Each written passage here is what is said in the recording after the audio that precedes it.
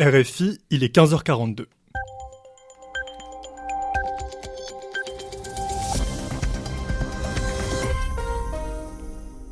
Bonjour à tous. Depuis mardi, une dizaine d'établissements pénitentiaires ont été la cible d'attaques dans différentes villes de France. Gérald Darmanin a annoncé hier soir des moyens exceptionnels près des centres pénitentiaires. Nous verrons ce qu'il en est depuis une prison parisienne. À l'exercice budgétaire 2026 qui s'annonce difficile en raison des 40 milliards d'euros d'économies à trouver, la ministre des Comptes publics Amélie de Montchalin propose de supprimer certaines niches fiscales. Nous analyserons la pertinence de cette mesure. Et enfin, les pays membres de l'Organisation mondiale de la santé annoncent avoir scellé un accord historique sur la préparation et la lutte contre les futures pandémies. Mais qu'est-ce qui change concrètement ? Élément de réponse dans cette édition.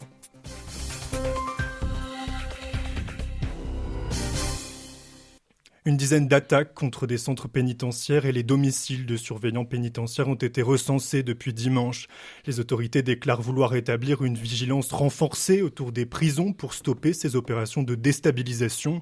Surya Théodin, vous êtes en direct de la rue de la Santé, à côté du seul centre pénitentiaire de Paris intramuros. Qu'en est-il des moyens déployés, Surya ? Eh bien Julien, justement le centre pénitentiaire de Paris-La Santé devrait voir lui aussi plus de rondes et de patrouilles nocturnes notamment, mais autour de moi la rue est vide. Il y a un panneau de route barrée, mais en fait c'est pour des rénovations du trottoir. Les ouvriers qui sont présents sur le site, juste en face de l'entrée de la prison, indiquent qu'ils n'ont vu aucun changement ces derniers jours. Un détenu en semi-liberté, le confirme, il y a le même nombre de patrouilles de police qu'auparavant, il n'a rien remarqué non plus de particulier. Et à l'accueil du centre pénitentiaire, on m'a indiqué être au courant que des mesures de surveillance devraient être renforcées, mais qu'aucun ordre particulier n'a été donné. Donc de ce côté-là, pas de changement récent non plus. Le parquet national antiterroriste a été saisi donc mardi, avec la priorité de trouver les auteurs de ces attaques. Donc à voir si les mesures de surveillance seront effectivement renforcées dans les prochains jours. Merci beaucoup Surya Théodin, vous étiez en direct de la prison de la Santé à Paris. 40 milliards, c'est le montant que s'attelle à trouver le gouvernement pour son exercice budgétaire 2026. Hier soir, François Bayrou alertait les Français sur le piège de la dette qui menace la survie de notre pays. La ministre des Comptes publics envisage donc de passer en revue les 467 niches fiscales en vigueur et de supprimer celles qui sont inutiles. Une mesure dont l'intérêt reste limité, explique Natacha Valla, économiste et doyenne de l'école de management de Sciences Po.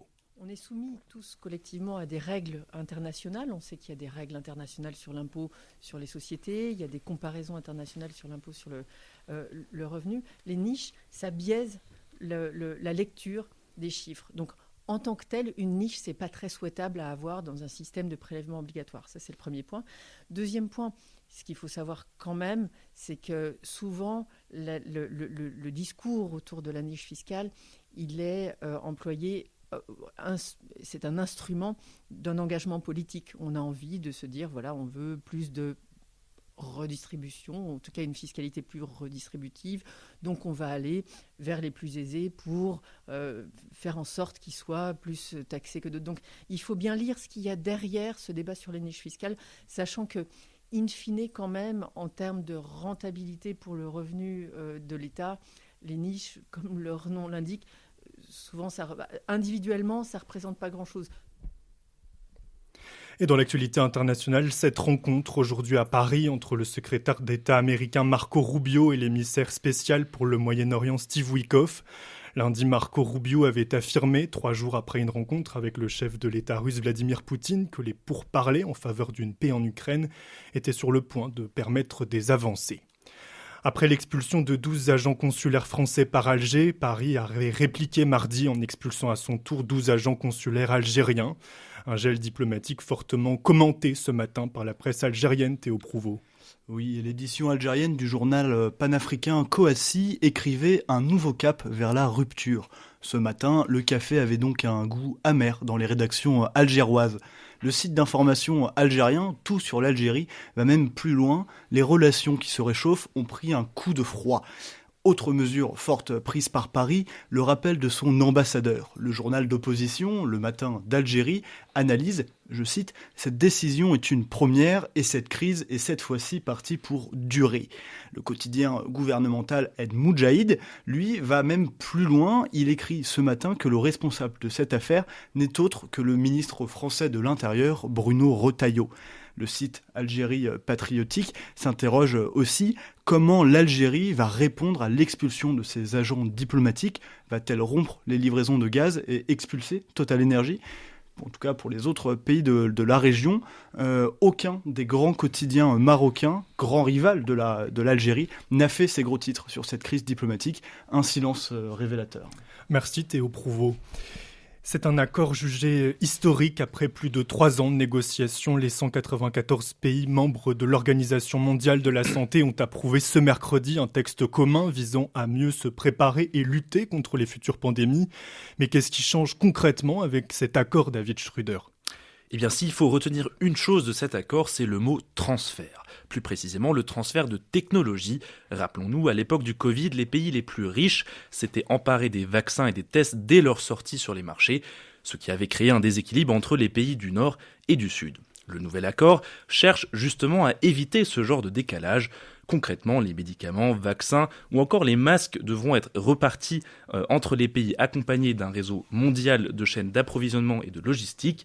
L'idée étant de permettre un accès plus efficace et plus juste aux technologies de prévention et de lutte contre les pandémies.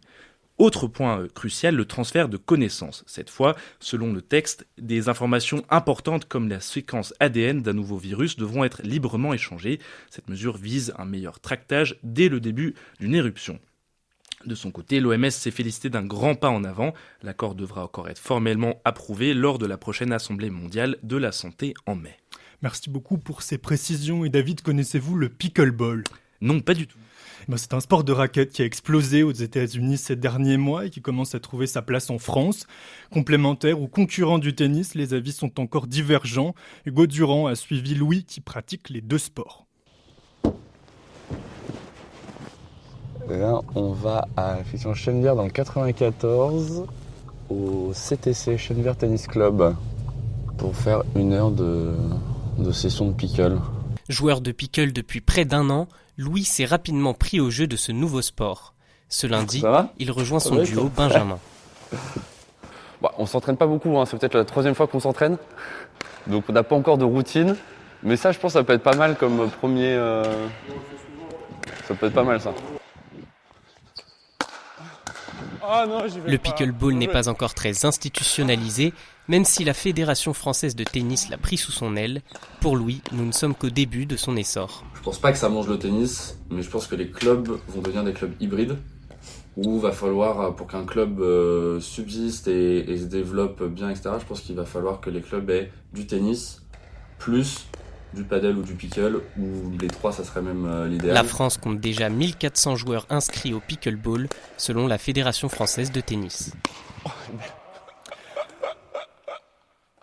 Voilà, ainsi s'achève notre édition. Merci de nous avoir suivis.